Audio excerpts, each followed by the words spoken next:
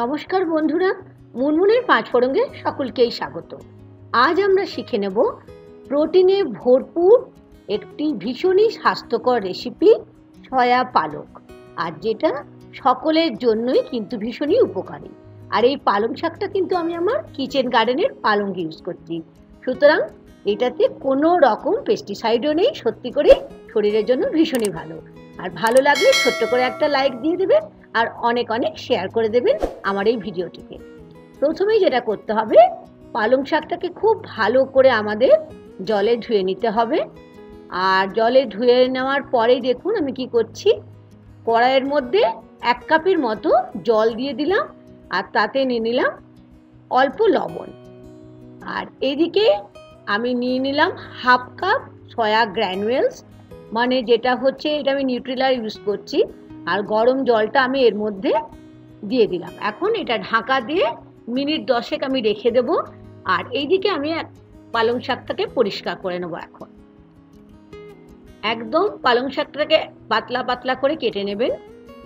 হ্যাঁ, আমি জানি আপনারা তো পালং শাক কাটতেই জানেন, তবে দেখে নিন আমি কেমন করে কাটছি।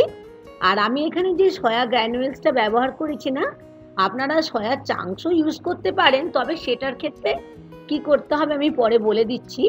দেখে নিন, ঠিক এরকমভাবে পালং শাকটাকে আমি কেটে নিলাম। আর এখন দেখুন আমি যে বললাম না বলে দেবো, এই দেখুন দেখেছেন একদম কিন্তু জলটা পুরো আমাদের শোক করে নিতে হবে। তার আগে পরিষ্কার করে আগে জল দিয়ে আমি ধুয়ে নিচ্ছি। আর যাদের কাছে সয়া গ্র্যানুয়েলসটা নেই, মানে ছোট ছোট সয়াবিনের এটা নেই, তাহলে বড় সয়াবিনটাকে জলে শোক করে একটু মিক্সিতে পিষে নেবেন। আর এর জন্য আমি নিচ্ছি 2টো কাঁচা লঙ্কা। ঝালটা অবশ্যই আপনারা নিজেদের পছন্দ মতো নেবেন।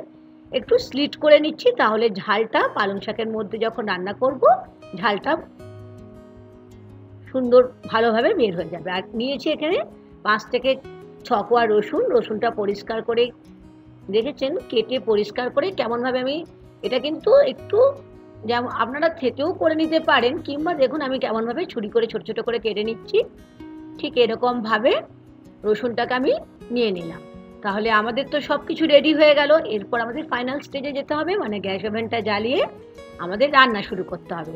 কড়াইটা বসিয়ে দিলাম আর আমি এখানে নিয়েছি বড় চামচের 2 চামচ সরষের তেল। রান্নাটা সরষের তেলে করলে খেতে ভালো লাগবে, তবে যারা সরষের তেল পছন্দ করেন না তারা সাদা তেলেও করতে পারেন। আর এখানে আমি একটা শুকনো লঙ্কাকে 2 অর্ধেক করে তেলের মধ্যে দিয়ে দিলাম। আর নিয়ে নিলাম 1/2 চামচ জিরে। যখন জিরে আর শুকনো লঙ্কাটা থেকে একটা সুন্দর একটা গন্ধ উঠবে, একটু ফ্রাই করে নিতে হবে 10 থেকে 12 সেকেন্ডের মতো লো ফ্লেমে। যখন ভালো গন্ধ উঠবে তখন আমি নিয়ে নিলাম রসুন, যেটা চপ করে রেখেছিলাম, মানে ছোট ছোট করে কেটে রেখেছিলাম, আর কাঁচা লঙ্কা। এই রসুন আর কাঁচা লঙ্কা দিয়ে আমাদের ভালো করে ভাজতে হবে। তার আগে আমি এখানে নিয়ে নিলাম স্বাদ অনুযায়ী লবণ। লবণটা অবশ্যই স্বাদ অনুযায়ী নেবেন।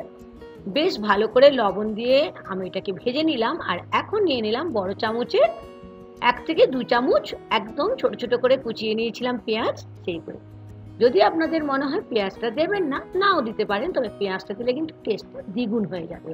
এখন অ্যাড করে নিলাম সয়া গ্র্যানুয়েলস, যেটাকে আমি সোক করে রেখেছিলাম। 1 থেকে 2 মিনিটের মতো করে আমি মিডিয়াম ফ্লেমে এটাকে বেশ ভালো করে ভেজে নিলাম। তাহলে কাঁচা গন্ধটা যখন উঠে যাবে তখন আমি যে পালং শাকটাকে কেটে রেখেছিলাম এইটা এখন দেখুন এরকম করে অ্যাড করে দিচ্ছি। হ্যাঁ, পালং শাকটা তো একটু বেশিই লাগছে, তবে কি করতে হবে বলুন তো। এখন একটা আমি ঢাকা দিয়ে 2 থেকে 4 মিনিটের মতো মিডিয়াম ফ্লেমে এটাকে কুক করতে দিলাম।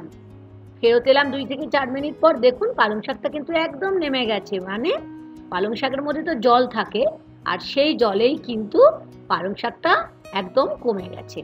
ঠিক এরকমভাবে 4 থেকে 5 মিনিটের মতো বেশ ভালো করে সয়াবিনের সঙ্গে আমি পালং শাকটাকে রান্না করে নিচ্ছি। আর এখন আর একবার ঢাকা দিয়ে নিচ্ছি 1 থেকে 2 মিনিটের মতো। আমাদের রান্না প্রায় শেষের দিকে, তবে আর একটু বাকি আছে। দেখুন আবার 1 থেকে 2 মিনিট পর ফেরত এলাম। পুরো জলটা যখন দেখবেন একদম শুকিয়ে গেছে তখন বুঝতে পারবেন আমাদের রান্না তৈরি। আর এখানে 1/2 চামচের মতো চিনি দিয়ে দিলাম, কারণ যেহেতু এটা আমরা কোনো মশলা দিচ্ছি না, আর পালং শাক আর সয়াবিনের মধ্যে একটু চিনি দিলে টেস্টটা কিন্তু খুব ভালো হয়। আর লঙ্কাটাকে আমি একটু হাতা করে চেপে চেপে দিলাম, তাহলে এই ঝালটা বের হয়ে গেলে খেতে ভালো লাগবে। আজকের আমাদের সয়া পালং একদম ভরপুর পুষ্টির একটা রেসিপি রেডি হয়ে গেল। গরম ভাতের সাথে তার সাথে থাকে যদি একটু কাসুন্দি, তাহলে তো কথাই নেই, পুরো খাবার একদম দুপুরে জমে যাবে। আশা করি আজকের রেসিপি ভালো লেগেছে। ভালো লাগলে একটা ছোট্ট করে লাইক আর শেয়ার করে দেবেন আমার ভিডিওটিকে। আবার দেখা হবে নতুন ভিডিও নিয়ে। আজ এই পর্যন্ত। Thank you.